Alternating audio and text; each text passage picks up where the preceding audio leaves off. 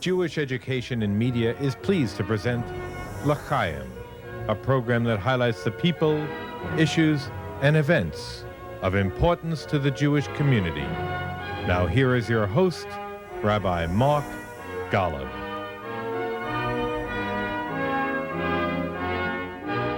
I'm Mark Golub. And who are some of the great female actors you know and love?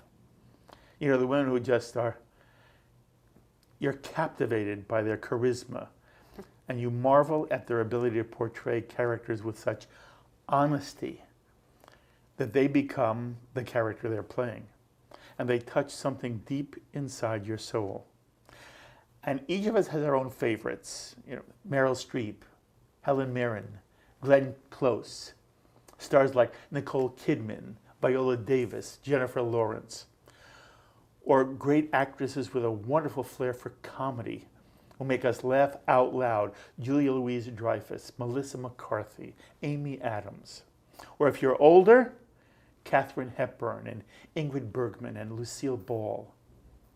They're all in a class by themselves. And for us here in America, our personal list of stars tends to be American. But the truth is there are great actors and huge stars in other countries, including Israel. Actors who are in a class of their own, who win Israeli Academy Awards and Israeli Best Actress Television Emmys, and who are recognized and appreciated and adored for the brilliance of their craft. Most of us never get to see or thrill to their work, but every now and then, a foreign film or a foreign TV series breaks through and becomes part of the world of entertainment. One such hit Israeli television series, written beautifully by Ori Yalon and Yehonatan Indursky, and boasting an incredible ensemble cast, is Shtisel, an expertly crafted human drama which happens to be set in a Haredi community in Israel, which makes it all the more fascinating and riveting to most American Jews who know nothing of Haredi life in Israel. And Shtisel is a window into an aspect of the world of Haredi life itself. But the power of Shtisel is in the interpersonal stories it tells and the superb character studies of people we truly come to care about. And that's the real test of any good theater, any medium. Do we care about the characters we're watching? Do we become invested in them? Do they become part of our lives? We feel we know them and love them. And that happens when there's a great script and great actors. And Shtisel is again a marvelous ensemble of wonderful actors, one of whom absolutely captivates the heart. I haven't had a crush like this on an actress in I can't remember when. She plays the role of Elisheva in Shtisel, the widow with whom the lead character, Akiva, falls in love with, and her with him. For me, it was the dominating theme of season 1 of Shtisel. If you've seen the series, you know how the sweet, touching romance evolves. And the Israeli actress who plays Elisheva is one of Israel's greatest actresses, who can do comedy as brilliantly as she can do drama. It's an enormous kick for me to be able to welcome to L'Chaim and introduce you to Ayelet Zurer, who has a long and most impressive list of credits that celebrate her work. Ayelet is an Israeli Academy Award winner for her role as the title character in Nina's Tragedies, a marvelous comedy drama where Ayelet plays an aunt whose nephew falls madly in love with her.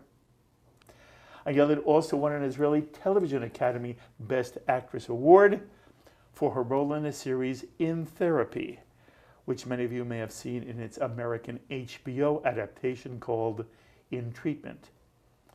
In addition to seeing her on Netflix in Shtisel, Ayelet also stars as Dr. Yael Danon, a surgeon who's being blackmailed to kill the Israeli Prime Minister, in the Israeli series on Netflix called B'nai Aruba, Hostages. And Ayelet's work is not limited to Israeli film and television. Ayelet has starred in many American films, playing opposite Tom Hanks in Angels and Demons, opposite Eric Bana in the Oscar-nominated film Munich, and opposite Russell Crowe in Man of Steel. And she starred in Daredevil, just to name a few of Ayelet's credits. And if film and television were not enough, Ayelet Zurer has also played Shakespeare on stage, has had a most successful modeling career, and is also a gifted artist and illustrator. And after illustrating the books of other well-known authors, Ayelet has recently published her own book, which she both wrote and illustrated, entitled As of Now. It is so wonderful to be sitting with you, on L'chaim here on JBS. Oh my God. Toda Rabba, thank you so much for joining us. Thank you for saying all these kind things. Yeah, I am only scratching the surface. You are just, I think you're Yotzei Min HaKlal. You are absolutely out of this world. And I have been looking forward to meeting you personally for so long. And lucky me, I get a chance to do so. So thank you very, very much. Thank you. I want to talk about everything. I want to talk about your career as an actress. I want to talk about your book As of Now. But I want to begin with you personally. I want to know, I've read about you, but I never trust anything I read. I want to hear it from you. You were born in Israel, yes? Yeah. Where? I was born in Tel Aviv. In Tel Aviv. Yeah. And tell me about your parents. Who are they? Well, my dad is an Israeli-born Russia descendant, and my mom is Slovakian, Czechoslovakian Holocaust survivor, actually. So you're a second generation? I'm a second generation. Yes. Yeah. What's her name?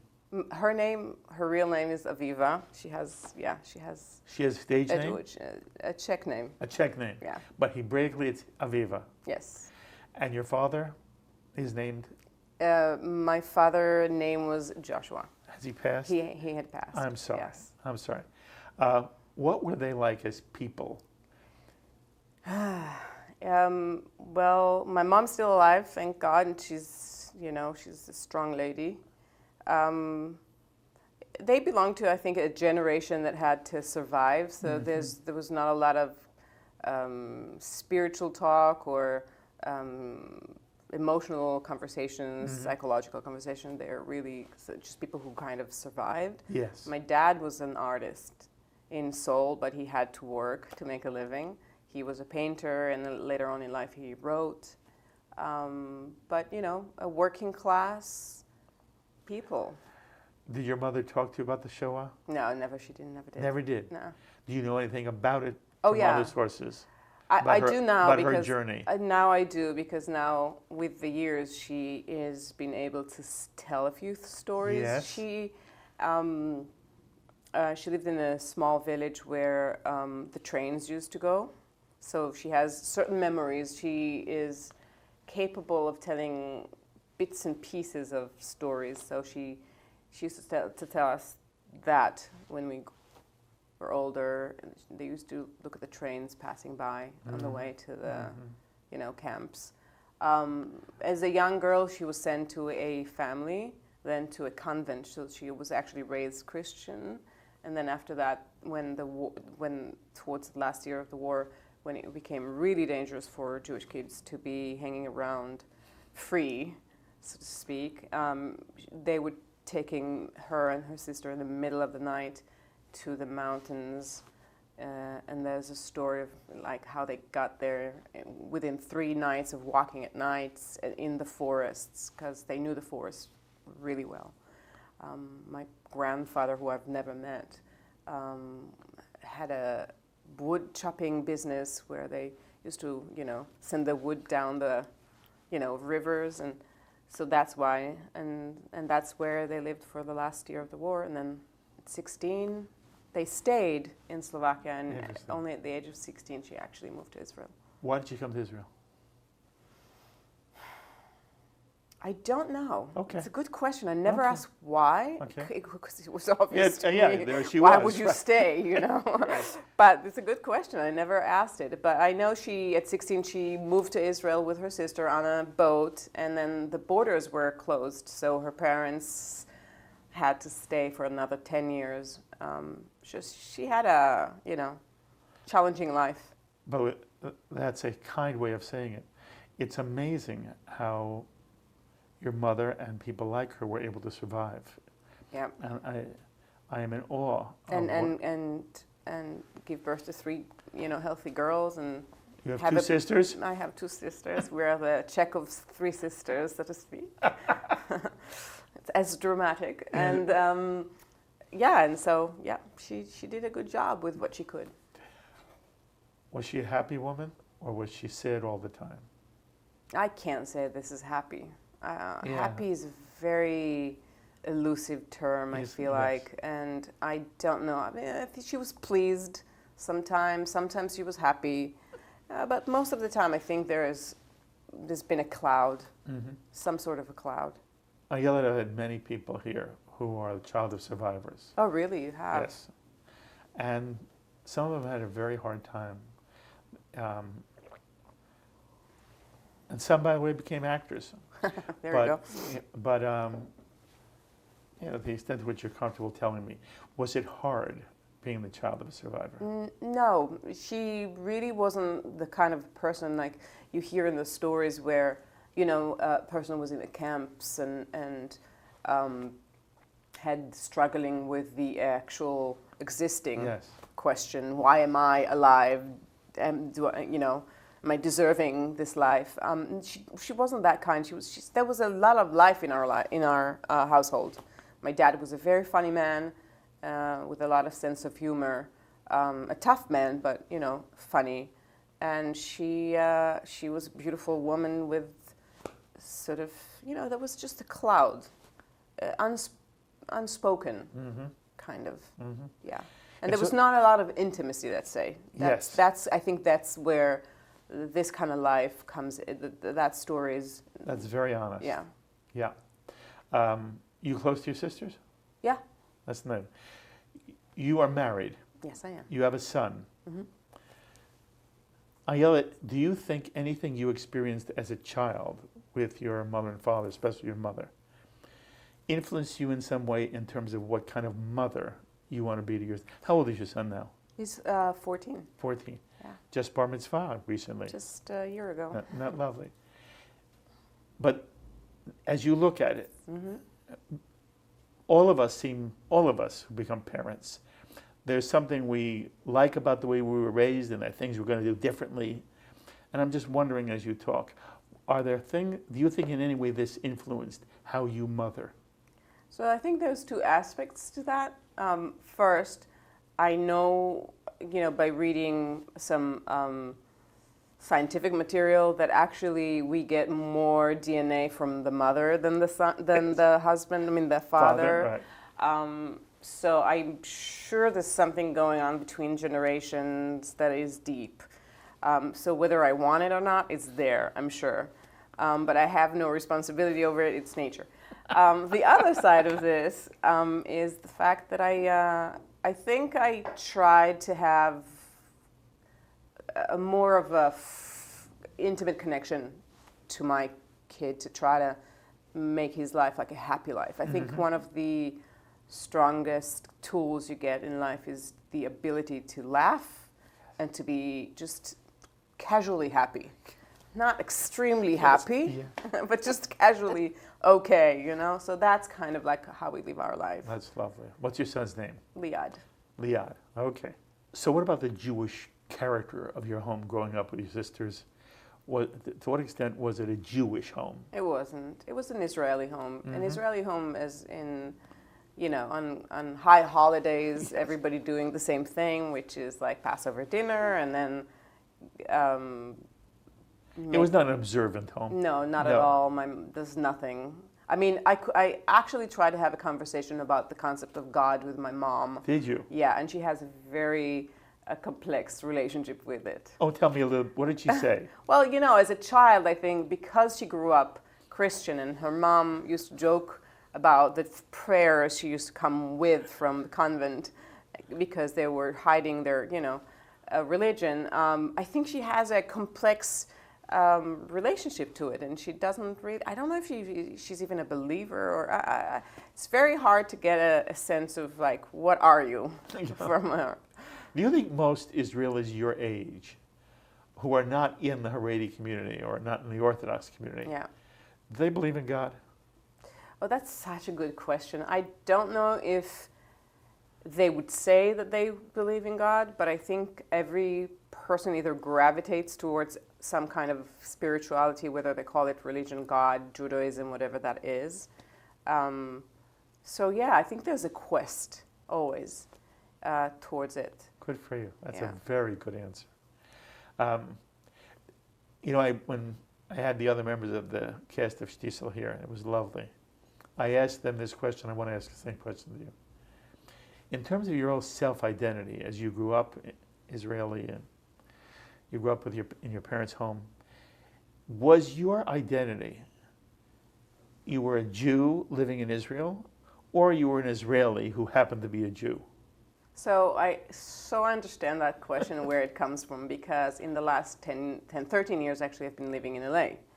So I understand the question because as you move from Israel to other countries, you realize that there's a component in your life that belongs to where do you belong on a big scale, right? Yes. So, but when you grow up that way in Israel, you don't have that question at all. You're just female, Caucasian, and Israeli. You don't ask yourself if you're a Jew or not a Jew. It's just you have a life and you're Israeli, and whatever that entails is just part of it, Okay, so again, you understand there is an American Jewish mentality. Yes, there is. You come to appreciate what that is. I don't know the extent to which it in some way has become part of you, but you understand what it is. Yes, I do. So an American Jew Yeah. looks at Israel and says, wait a minute, it's a Jewish country. And although there are many ways to be Jewish, many ways, and American Jews are sometimes don't understand the extent to which there is this range of expression of being a Jew. To be a Jew is to be a member of a family. And the family lives all over the world and has a home in Israel. It has a secondary home in America. But from an American Jewish perspective, when we look at Israel, for us, we're looking at a Jewish country. And we assume sometimes that every Israeli, whether they want to be observant or not, a totally different issue. They feel something inside themselves that they are connected to the Jewish people all over the world. Yeah. That is sometimes an either unfair or unrealistic expectation. But I want to know, first of all, in general, how do you respond to what I'm saying? And then to what extent is it or is not you? And has there been an evolution for you because now you are? You're asking many questions. Yes, I know. Just so I'll you have to follow. Okay. Just speak to the theme, not to the question. Okay, the theme. I'll speak to the theme then. So the first thing that comes to my mind is that the human brain has to have border lines so we know where we are, because I believe that there's two forces in the universe, and it's chaos and order. And somewhere in between them, we have the concept of God, right? I think religion tends to, religion, not Kabbalah, religion tends to lean towards order, because I think there's a deep understanding that a human being has to have limitations in order to be happy and content and good. And to be living in chaos I know, it's a philosophical, I love it. Keep going. So for me, as a person who has leaned towards spirituality all my life. You have. I have, yeah. I can't say that I feel in my heart, when I feel connected, that I feel Jewish, I just feel the essence of connectivity. And I could be Jewish, and I could be Christian, and I could be, Buddhist, and I could be whatever. Okay. But again, that's how I understand. particularly feel about that. I do I am very intrigued by Kabbalah and old Jewish wisdom, because I feel that this is kind of like my DNA. That's where I gravitate towards that.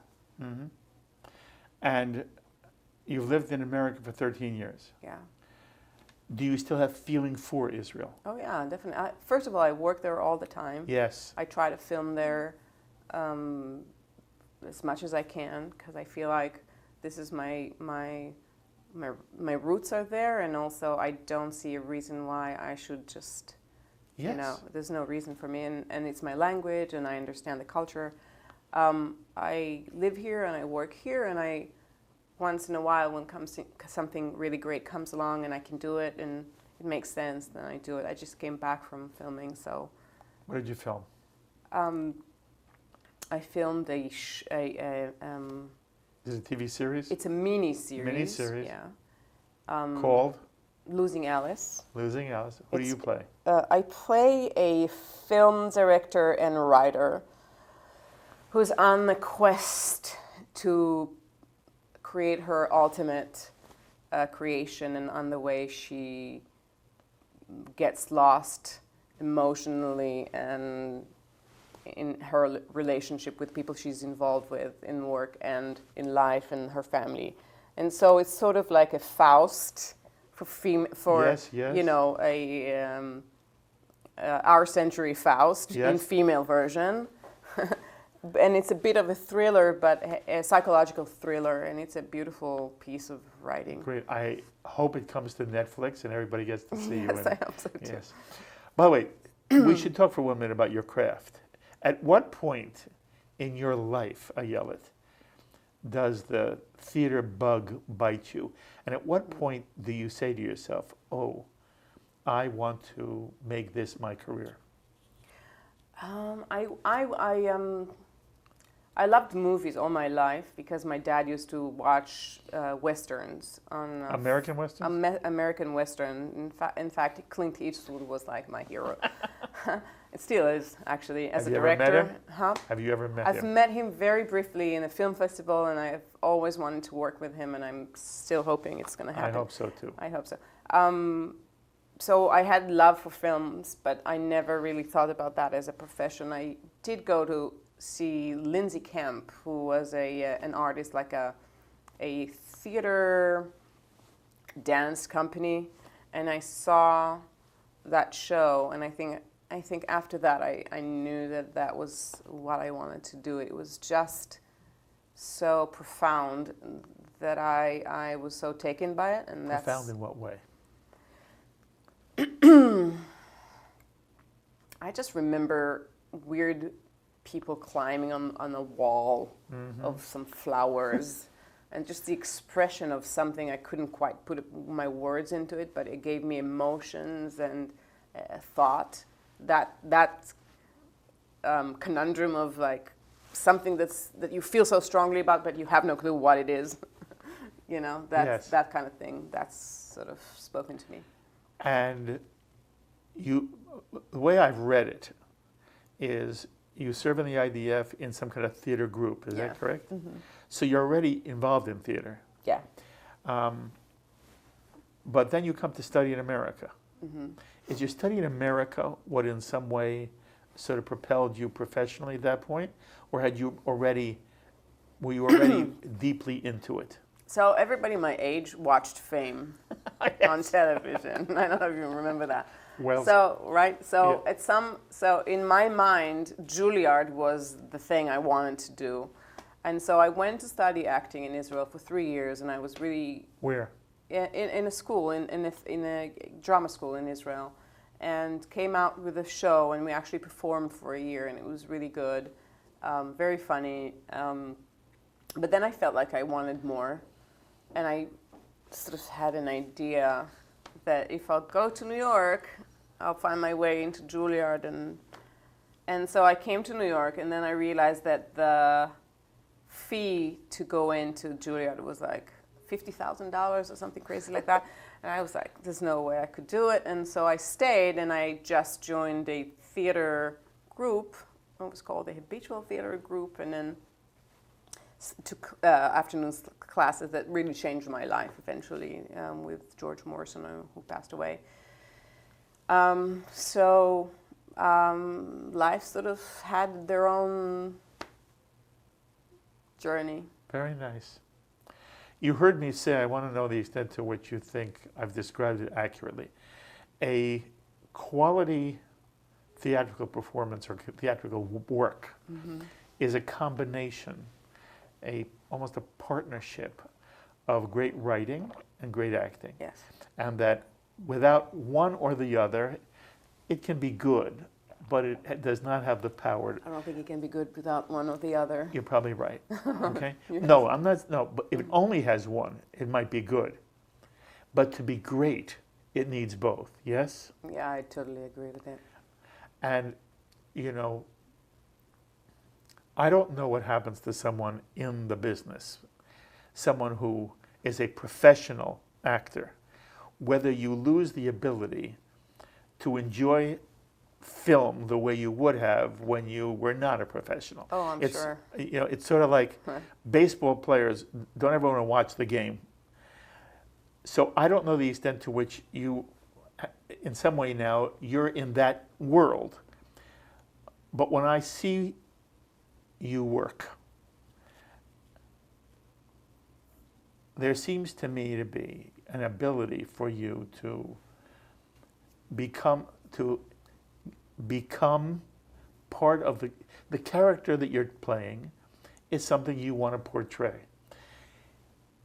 The viewer, the average viewer, when he watches a good or she watches a good performance, thinks that the person they're seeing on screen, television or movies, that's who they are. Mm-hmm. It's as if they lose the understanding. That person's at work creating a character. You might love Elisheva. It doesn't mean that Ayelet is Elisheva. You understand what I'm saying? Yeah. Okay. And when you walk in Israel down the street, are there people who have seen Shtisel or anything else you've been in, and they relate to you not as Ayelet Zurer, but as the character, as Elisheva? Or do you ever find that true here in America, when people see you and they, it's as if they think that's who you are? Well, I totally understand where it comes from, because if you fall in love with a character, the last thing you want to know is that they don't exist. Yes. It's sort of like falling in love with someone and then they're saying no to you. It's kind of the same thing. Yes. It's an emotional connection. I feel that there's understanding somewhere, that people understand that this is not quite, but they're hoping that it is, especially if they had a very strong emotional connection to the story, or because I think it always, for me, good acting is when an actor is able to channel, like almost like a, like if you go to a palm reader and you channel something. So that's kind of what it is. It's almost like a radio channel you have to be on, and if you're on in that channel, everything comes through it. Mm-hmm. And the truth comes through it, and it has to do with the writing. The writing is sort of leading you there, and then it just does the thing. So people react to that. It's the part of us that we don't understand, and it's completely subconscious. But because it's subconscious, it's so strong. How much do you think of Elisheva is in fact you? There's no separation, between what you do and what it is. It's the writing and the choices and the way the person is talking. Oh, no. Do you know what I mean? No. I don't. I want to press you on this. I don't know really what it was for you to play Elisheva in Shtisel. And I'm not looking for an answer, nor do I mean to push you or lead you. But I am asking you whether, in some way, there are roles which enable the soul that's inside you to come out in a different way than it would if you were playing in Angels and Demons. Right. And to what extent was that or was that not true? It's very, I hate it when an interviewer says to an actress, well, did you enjoy them? What's the actress going to say? Did you enjoy I love the cast. What is an actress going to say? First of all, I don't enjoy it. It's not a joyful. Good for you. It's hard work. It's a hard work. And sometimes it's painful and sometimes it's lovely and funny. And it really depends on the role and what happens in the role. But to your question, my image, because I illustrate and paint, my answer to you is a visual one. Imagine water trickling through a stream or just water trickling somewhere, and then oil, and then they combine and they become one thing, and they're not really together, and they're not really one, but they become one somehow. And I think that's what it is. It's you and the role, and the spirit behind the role, and the spirit behind the writing. I'll tell you another story. From the show that I just came off. We were having a few days of rehearsals, and we were going through the whole script.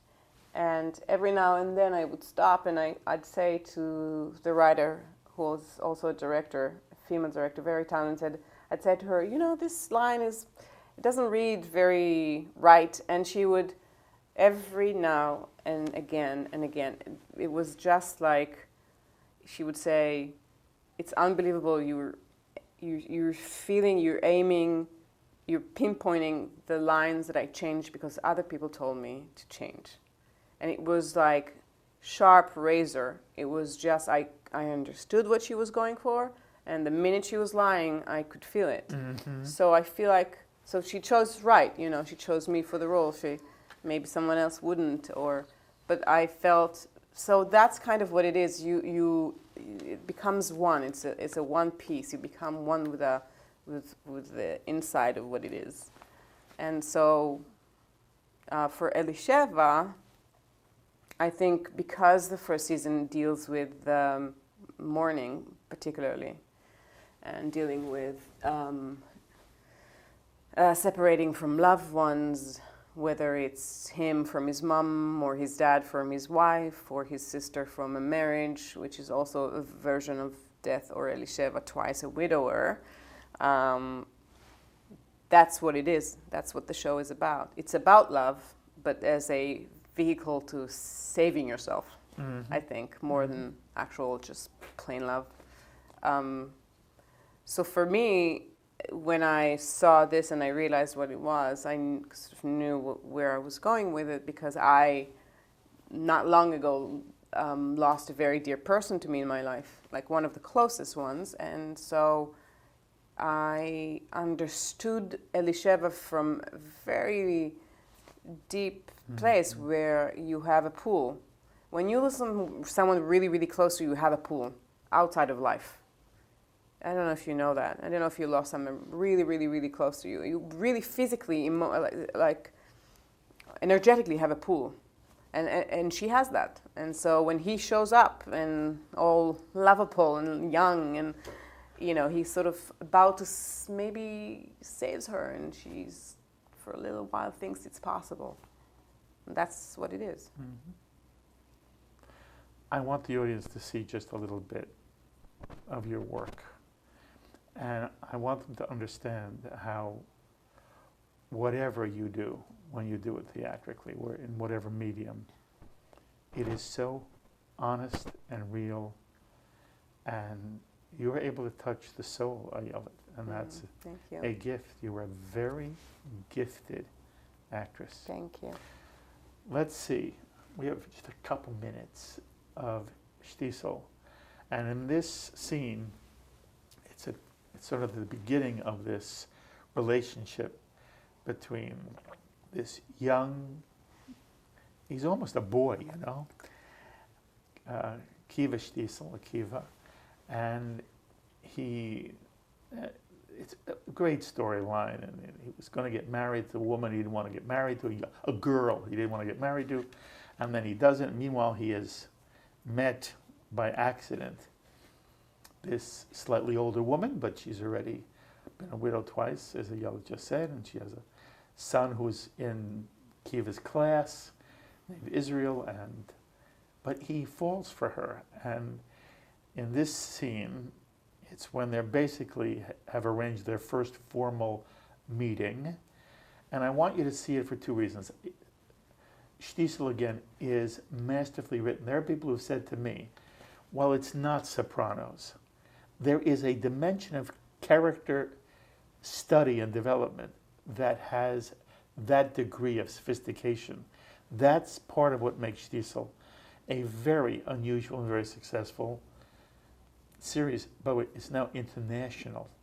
It's not just Israel and America. Everywhere, people are watching Shtisel. And when that happens, it's because the themes are universal. So I want you to see it because there's a texture to this scene that is very Shtisel. But also I want you to see it because you'll know why I'm in love with Ayelet. So let's see this scene. Oh, loved it.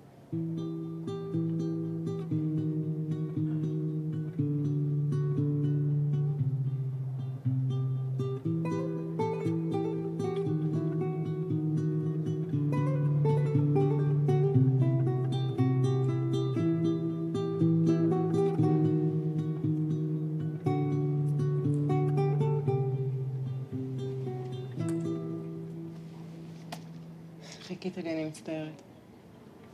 אבל הנה, באת. עדיין, אתה בטח מחכה כבר 20 דקות? זה בסדר. באמת, זה בסדר.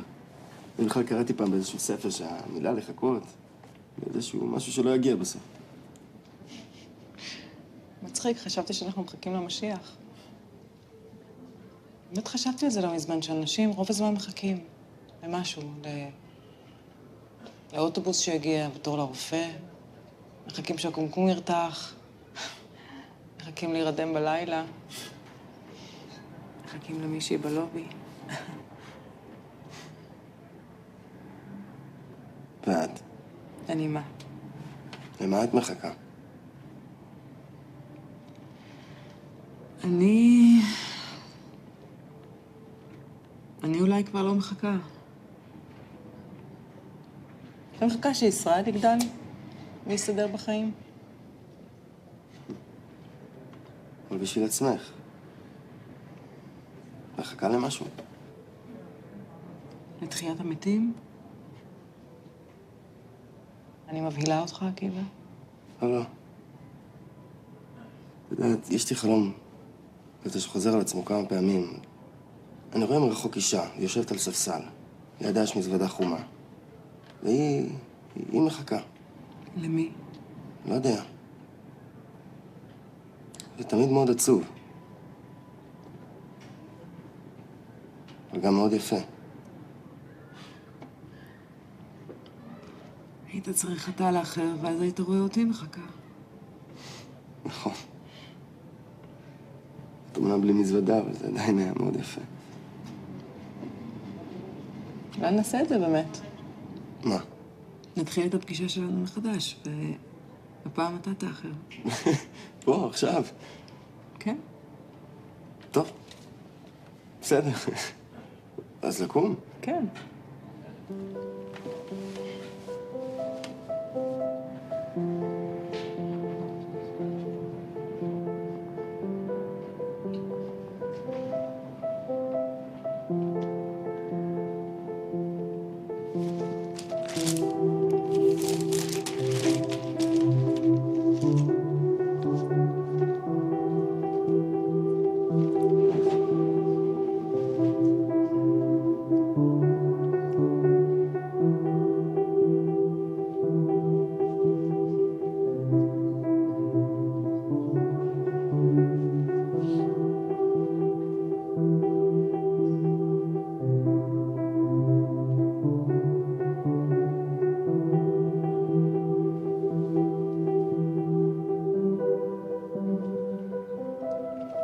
שלום.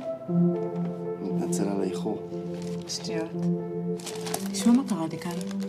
ביפן, זוג זקנים הלך לישון עם סדין חשמלי, מצאו אותם אחרי 3 ימים. מפוחמים לגמרי, מחובקים.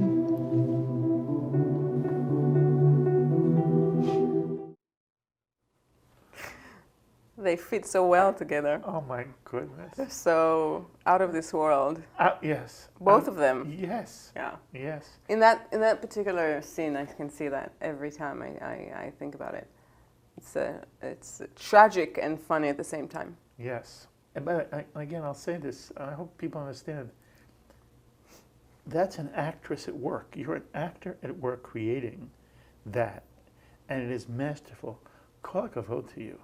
That's really, I mean, again, I don't think there are many actresses who could do what you do in that scene. And also, there's something just lovely in it. Makes me cry. Yeah. And that's what Shtisel is. And you know, you heard me say, it happens to be in a Haredi setting. The power of it is the relationship. That could have been any two people. Any two Nachon, correct? Yeah, totally. Okay. It could have been anywhere, any place, any Yes. country, Yes. any color, any age, anything. Yes. It's just such a profound and poetic piece of writing. Yes. The writing is brilliant, yes. Brilliant in Brilliant. my mind, yeah. And we didn't change at all. We always go in and change some things. Elisheva was very clean. She was, you know... You didn't have to say here, I don't like this line. I never had to say, listen, this doesn't feel quite right, or Yeah. this feels like maybe, you know, something's not right here, not truthful. Why is this? It was, to me, it was like riding a wave of consciousness. It I'm was very happy. clear. I'm very happy for you. And you know, there were two moments I'll just tell you because I want to tell you. And if the audience has seen this series, they'll know exactly what I'm talking about. And if you haven't seen it, it won't take anything away. You should still see the series from the beginning. There are 2 seasons right now on Netflix. Are you doing a 3rd season? They've been writing it, and they're not telling us what's happening Okay. on that one. But well, I shouldn't have even asked you. In general, we don't know if there's going to be a 3rd season. They are doing an American version, in English. Yeah, Yeah. I've heard of that. But I want to tell you the 2 scenes. One is the scene where you take your wig off. Oh my God, just brilliant, Ayelet. And the other is when you change dresses. And again, it's in the writing. Yeah. You didn't write this. The change dresses is actually something that I had some to do with it in the sense that I had to choose a dress, and there were many, many dresses coming in, and none of them were right. And I kept thinking about a painting that I've seen, a Chagall painting. In my mind, this whole thing, because he's an artist as well, it's sort of, and I'm an artist as well, I see myself as one at least. I felt that it had to be the right dress. It couldn't be just a white dress or Well, wedding good dress. for you. And so that It's brilliant. scene with a wedding dress is really a dress that eventually we found that looks like a painting of Chagall. I don't know if you know the painting of the bride. Yes. Well, we That see one. it in the film, in the series. In the series now, I don't know if you're actually doing it or whether it's done in post, but they show the picture. You're looking at a book. Yeah. And it's... Because I found the book there. You found it? Yeah. It's interesting how organically, even a film, a TV series can evolve if people are willing to let their imagination go, yes? Yes, I think when you're doing something good and it's meant to be out there and you're sending a very good message outside, because this show is about love and connection and speaks to many, many people of all kinds, I think you get some help. Yes. And so when you get that help, and you definitely need that help when you're making a production in Israel on a small scale like that, and then suddenly, puff, everything comes together in a beautiful way, and then puff, a few years later, everybody watches it and loves it so much. That's incredible. Yes. So I talk about the fact that the series could be set anywhere, but it is set in a Haredi community. And for American Jews, this is so interesting because we're seeing a slice of life we know nothing about. In any way, did your playing in a role in a series that is built on that community, Did it any way affect how you view the community? Did you learn anything? Have you changed in any way? Or it was a role, you love playing the role, but no, it did not change how you view either Jewish life, Orthodox life, Haredi life, or anything about that community? I knew the Orthodox life. It's not, even though I'm Israeli, I mean, you know people, if you're connected to some people, you'll know, you know. So I know that life. So in that sense, I didn't feel like I was very educated in ways that I wasn't before. It was small details that were more interesting to me, and I don't think they changed me or my perception about this, but small details really intrigued me. Like? For instance, the use of mirror. You know, usually in a modern show, you'll see people looking at mirrors or mirrors being part of the life, and in this show there's no discussion of that. And the only place you'll see, for example, Elisheva looking in a mirror would be when she's actually about to go out with, you know, Yes. Kiva to a bar, and then to a show, and then she changes her mind immediately. It's that essence of, it's something to do with the body as a vessel. Mm-hmm. And it's very, very different from the way we live our lives now, with Instagram and Facebook and all that pictures and the selfies, and you know, it's just different. Mm-hmm. So that aspect, many aspects like that really intrigued me. By the way, what about sexual tension? You know, in America, both on screen and now off screen, a lot of skin showing. Yeah. In the Shtisel world, there's no skin showing. And the scene that ultimately has you in the dress, I don't want to give too much away, but you and Kiva, who are now engaged, you have had, the idea of the show is you've had no sexual contact. And at one moment, Elisheva is driven to want to kiss Kiva, and I won't tell the audience what happens. And I'm thinking to myself, you know, very often we don't understand the power of sexual tension that comes even if there's not a lot of skin showing. Yeah. And in Hollywood, it's all about skin. In America, it's about skin. You're now, you know, you lived in LA 13 years, and you're a mother. Out of curiosity, what's your sense of the way sexual tension does or does not work? And does it work in the Haredi world where there's one idea of modesty and you keep everything covered? And in America, it's like you show as much as you can.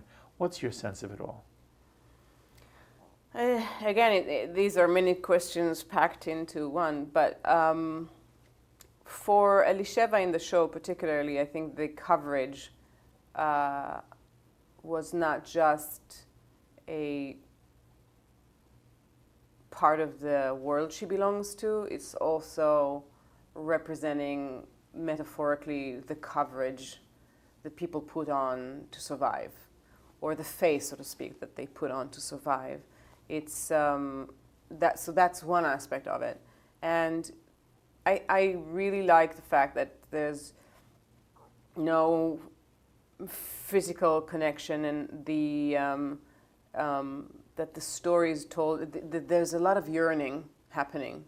The yearning is something that you don't quite get anymore. Yes. Because immediately there's there's immediate gratification today. You want a book, you go on Amazon and you order the book, and you want shoes and you don't even go to a store. You know, stores are getting, everything. It's all about now. And so in that world, in that story of Shtisel, there's no such thing. There's weight, and there's yearning, and there's a lot of hidden passion because of that. And I think it's really interesting. Isn't it? Yes. And It's very powerful. It's very powerful. It's Yes. very powerful to tell a story that way. Much more powerful, I think, than not to have that. I think agree.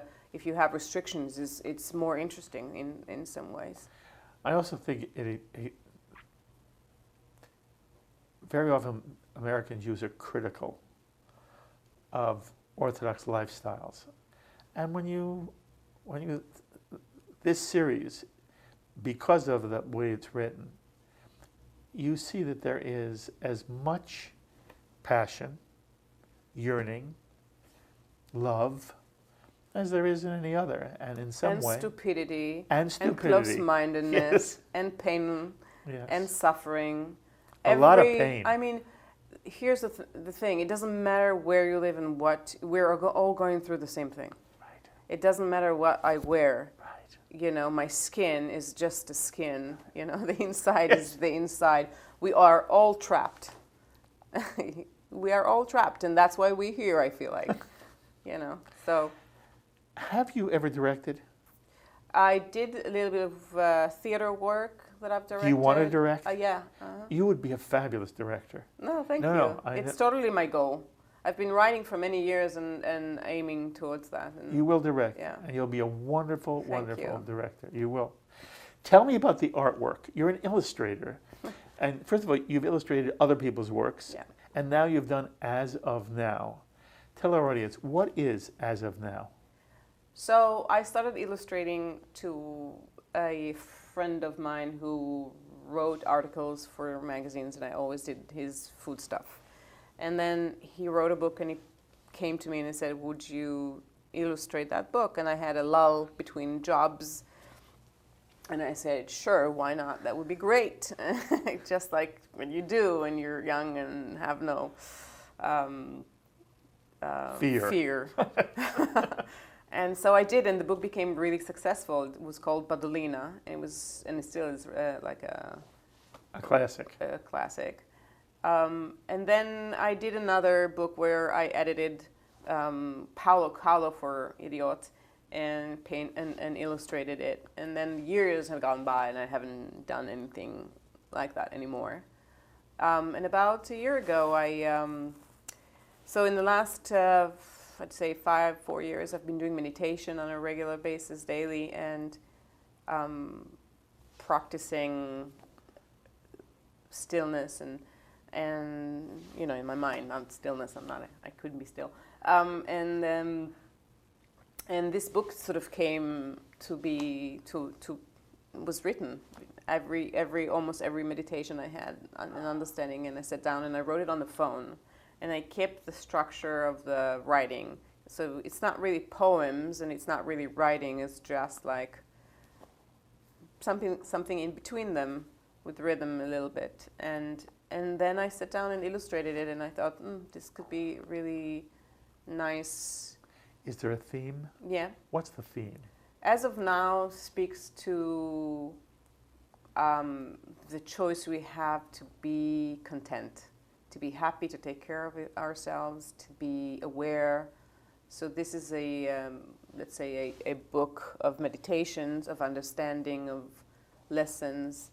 Sometimes I used words in Hebrew that means more than just the word itself, in combinations. There's one piece about war. Milchama in Hebrew means war, and if you turn the letters in Hebrew, it's chemla, which is compassion.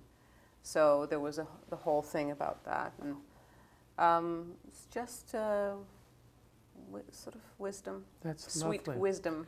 It's written in Hebrew? It's written in Hebrew and in search of the right translator. Good. And then, so we'll look for it in English when it comes out in English. yes. This has been wonderful for me. Thank you. Thank you for You were having me. found. Kol tuv v'hatzlacha. I hope there's other reasons that you have I have an opportunity to meet with you and to sit with you and to learn from you. But you are really more than wonderful, and I love you very much, and I hope we're always together. Thank you. Thank you very much. Ayelet. Thank you. Ayelet Zurer, one of Israel's greatest actresses of stage, screen, television, and you can see her in her 2 Israeli series that are on Netflix right now. She plays Elisheva in Shtisel and stars as Dr. Yael Danon in the Israeli series Hostages.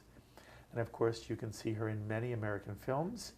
And her recently published book, now only in Hebrew, but we hope in English soon, which she both wrote and illustrated, it is called As of Now.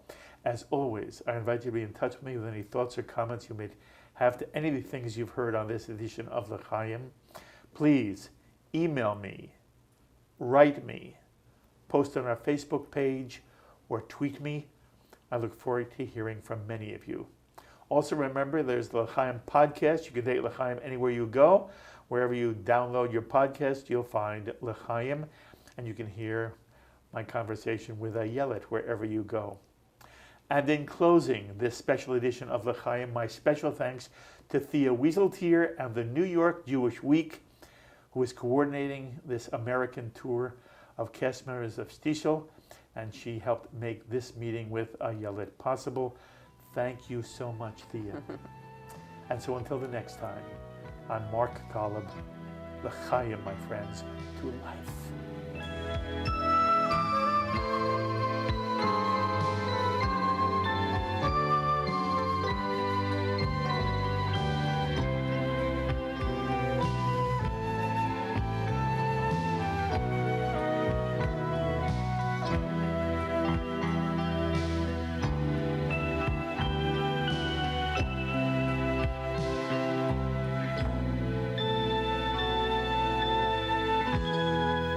L'Chaim is a presentation of Jewish education in media. We would be pleased to send a complimentary DVD of this program to anyone who wishes to support JBS with a tax-deductible gift of $36, double chai or more. Simply visit the JBS website at jbstv.org and click on the Donate button to make a donation by PayPal or your credit card. And please, indicate the program for which you would like a DVD. Or you can send your tax-deductible check to JBS, P.O. Box 180, Riverdale Station, Bronx, New York, 10471. And again, please remember to indicate which program you would like to receive with our compliments. And we thank you for your kind support.